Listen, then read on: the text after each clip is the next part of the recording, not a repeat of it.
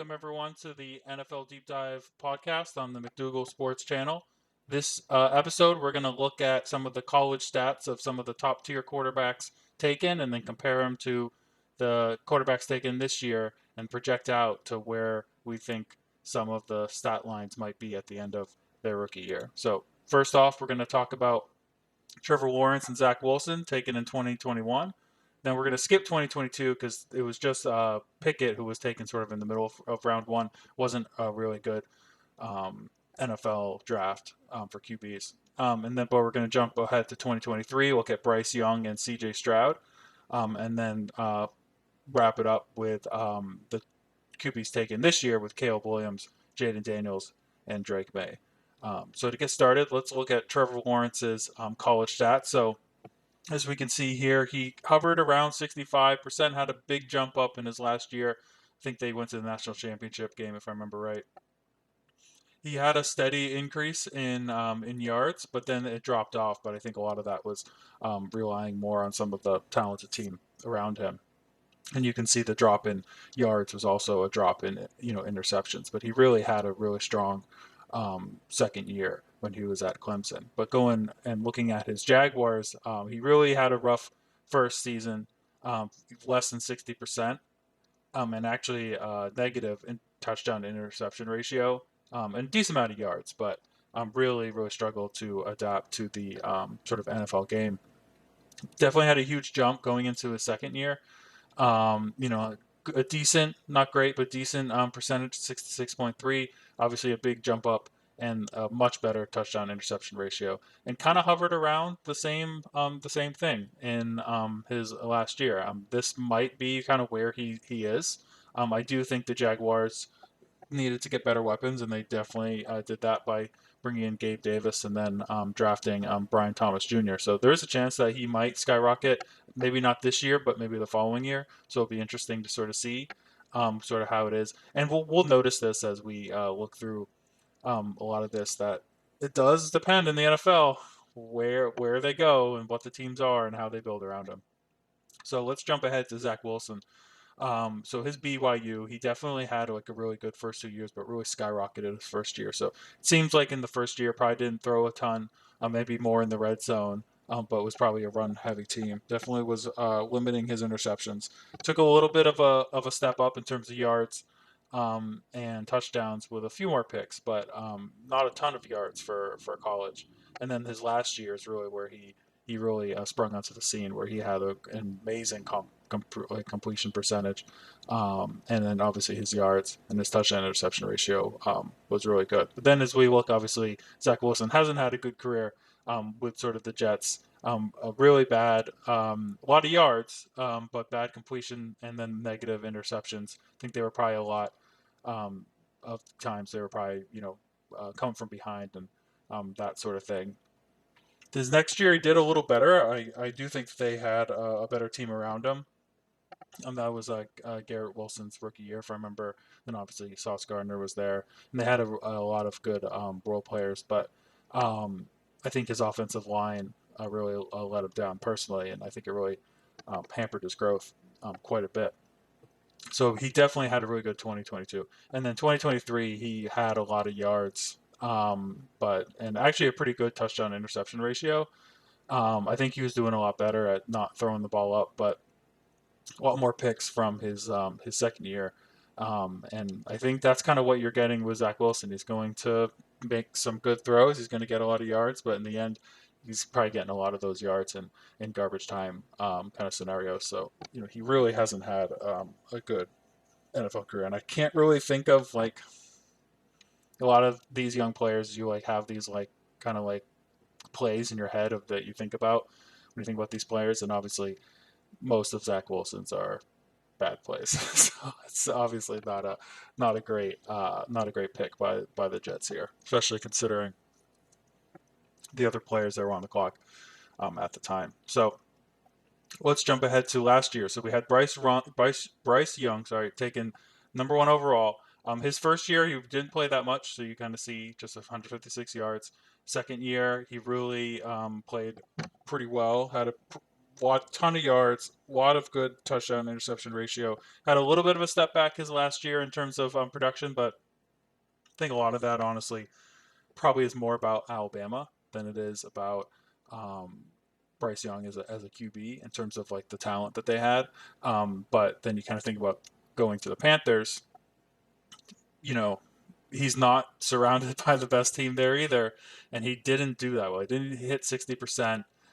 Not a lot of yards for how many games they're playing now, and the way the NFL is being, refereed and stuff, and pretty much flat to touchdown interception ratio. So definitely something that I think he could do a little better in this year. With I think they got Leggett in the end of the first round. There's probably better skill positions. I know that they have a young running back, so I think there's a good chance that he will improve in his next year. But he just didn't really do that much, and he might be a quarterback kind of like Tua, who needs a team around him. I mean, that's might be what he is, and if that is that's someone you can win with. Tua has had a lot of success, and he's had a really good team around him now. Is that worth paying what Tua might get in the open market? That's another question, but I do think that Bryce Young might have a similar trajectory if they can get him. I think trading essentially 2 firsts to trade up 8 picks to get Bryce Young, I mean, that was kind of a desperation move. So I think from a team building perspective, they're kind of a little behind the ball. But I do think that Bryce Young has definitely a lot of potential. So obviously going to C.J. Stroud, who had like a kind of interesting college career. He didn't really play them that much. Played just 2 years. Had a really great first year, over 70% completion percentage, over 4,000 yards, a really good touchdown interception ratio, and did fairly well his second year too. A little less touchdowns, less yards, fewer completion percentage. That might also be because of the cast around him. Obviously, Ohio State plays in a lot of marquee games. Playing against Michigan never helps in terms of some of those metrics. But when we look at his rookie year, completion percentage not great. Touchdown interception ratio really good, and then obviously his yards is really solid. And so I could see him this year sort of jumping up a little bit in terms of his completion percentage. Obviously, having Diggs there really helps in terms of having sort of a consistent target to sort of complement the other sort of Tank Dell and Nico Collins, sort of complement what they already have. And you can never have too many weapons, especially in the NFL. So I do see him sort of continuing on an upward trajectory a little bit.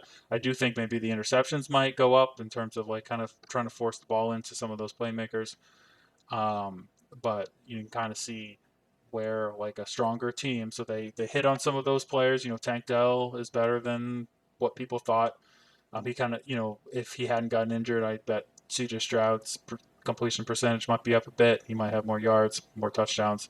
He was a really good player. Then obviously Nico Collins was also another. I think he was. They were both third-round picks, and he did really well. So let's go ahead and look at some of the quarterbacks taken this year. So we kind of see similar kind of stuff that we had seen, with like Bryce Young, sort of later in his career, and then similar to C.J. Stroud. Caleb Williams also, a highly touted prospect, obviously, and a lot of hype around him in the college, and then now in the pros. First year, he didn't play a ton, so he only had 1,900 yards, and then transferred to USC, where he's the full-time starter, and he really exploded in 2022. And you kind of see this a little bit, where people transfer in, or they just take over the starting job at their school, and had like a lot of yards in the first year. Then the next year, maybe it's tape. Coaches maybe more game planning specifically in the offseason for certain players, but he had a similar sort of drop off that you saw with Bryce Young. And same thing with C.J. Stroud. Really, their senior years weren't as exceptional yardage wise and touchdown wise, what you would see. But a lot of that might be teams are playing the pass, really just daring them to run. Those are kind of common when, especially when it's like this is going to be the one of the top picks next draft. There's a lot of talk. There's a lot of game planning and all that sort of stuff. So yeah, so he definitely had a good college career, obviously, but um, he did have a little drop off his last year. And then so going to Jayden Daniels, he also was a transfer, so he started off at Arizona State. Kind of had a little better percentage there. I think he got injured in 2020, if I remember right. But he definitely had 20 kind of hovered around 2,300 yards, around completion percentage in the low to mid 60s. And then when he got to LSU, that's really where he exploded. They obviously had a ton of good targets there, so he had a lot of people to disperse the ball to. And he was maybe not quite as productive yardage wise as some of the others, but in terms of his touchdowns, he's got like 40 touchdowns his senior year. That's like a crazy amount to throw. So his completion percentage. So that was like you saw that like a steady growth of his completion percentage going up every year, and that's really good. And but partially what you're expecting to see with going to a pretty stacked roster that they had at LSU, at least on the offensive side. And then lastly, one of the Drake Maye here, he had a really good sort of first year and a similar kind of like dip where the first year was really good. I don't follow North Carolina super well, so I don't know like if if their talent wasn't as good, but he did have Tez Walker last year, but it had started off just like exploded on the scene the last year. With college too, a lot of it is like so dependent on who's on your schedule in terms of some of these metrics. So it's sort of a little hard um, to extrapolate out to the NFL sometimes because you have a really good year and then you start kind of take on some stiffer competition. Schools are more likely to sort of schedule with you because they're like, oh, this is going to be like a good like a good game, like highly televised, all that sort of stuff. A lot of eyes on the programs. So there's a lot of different factors that go into it, but a little bit of a dip, but nothing too substantial. So let's talk a little bit about what we think some of these rookies might do in their first year. So we have obviously Caleb Williams, really highly touted prospect going to the Bears. Rome Odunze following him with the ninth pick, so that's obviously going to be a huge target for him. Both probably pretty well like familiar with each other's games because being in the Pac-12. So I really see Caleb Williams hovering around the 60% completion percentage. I think he's not going to have the low percentage you see from a lot of these rookies. I mean, accuracy is sort of his game. Like he has really good arc on the throws, really knows how. I think where he's going to struggle is adapting to the speed, especially like the ability for corners to break in on some of these closer routes in the red zone and some different things. And then obviously with him, it's all the ball security, so the fumbles. So he may not necessarily have the interceptions that you are going to see, and a lot of that's because when he coughs it up, a lot of it's going to be fumbles, strip sacks, that sort of thing. I don't see him getting a ton of yards. I think part of that's because the Bears, I think, are going to be pretty competitive this year. So as opposed to some other quarterbacks that might sort of have a lot more yards, I think a lot of it's because it's going to be garbage time type stuff. And I don't see Caleb Williams doing that. I don't know if the Bears are necessarily a wild card worthy team or not. I think if the Packers weren't there, and then obviously the Lions are going to be really competitive. So I do think there's going to be some tough divisional matchups for him, but definitely I think he's going to be probably, in terms of rookie year, I think he's going to have the best year. Just a lot of it is based off the roster around him. I think they've done a really good job building up. Not so sure about the offensive line, so I think they might ask him to scramble around maybe a little too much this year for his own benefit, but I do sort of see a decent amount of success, and definitely a lot of things to grow on, but not a ton. So next, Jayden Daniels, going to the Commanders. So like, where do we see it? I mean, I think that this team has a lot of weaknesses. Um, I don't see them being super explosive. I think Jayden Daniels is going to be like asked to like be more of a game manager, which is in some ways a good thing. I think if they had like a ton of explosive targets, where like this really big, like kind of like boomer bust type um, type, kind of situation. When I watched Commanders games last year, I think a lot of where they went wrong was asking Sam Howell to do more than he really should. And honestly, if Jayden Daniels doesn't wow in the training camp and they go with Sam Howell at least at the beginning of the year, maybe the first 6-7 games, and then let Jayden Daniels kind of like learn the game, learn the sort of system, sort of like spend a lot of time watching film, um, I do think there's a good chance that he might have a pretty successful year. So I do see completion percentage being on a little bit on the lower side. Just a lot of it will depend on, like, is he thrown in right away? I think that he probably is going to beat out Sam Howell. I think you take someone that high. He's played at a marquee program. He's got a lot of reps against Division I talent. I think I mean, in the end, they'll know best. Either do he'll succeed the most by playing. Some players need to play, and then some players need to sit and watch. So I think a lot of it will depend on sort of who he is. Obviously I'm not in the interview rooms, so I don't really know what kind of player he is in terms of like the best way for him to learn. But I do sort of see him getting like around 3,200 yards, higher touchdown to interception ratio. I think that they're gonna, if he is playing the whole year, of course. But I think if they do, I think they're not gonna ask him to do too much. I think they're gonna learn from last year and say, hey, we kind of like put a lot on Sam Howell's shoulders and kind of either he asked it of himself um, or the team was asking him to do it. And I think they're going to take a slow burn. I think they're dumping a lot of that defensive talent that they had. I think they recognize this, like, we need to actually rebuild this team. We can't just band-aid this. It's, I think last year going with Sam Howell was a sign of that, of like, let's just go ahead and do that. So I don't see them as I think they're going to be in a sort of top 5-6 type pick next year. I don't see them winning a lot of games. It's definitely competitive. You got both the Cowboys and the Eagles, and honestly, I think the Giants are better than the Commanders right now, even with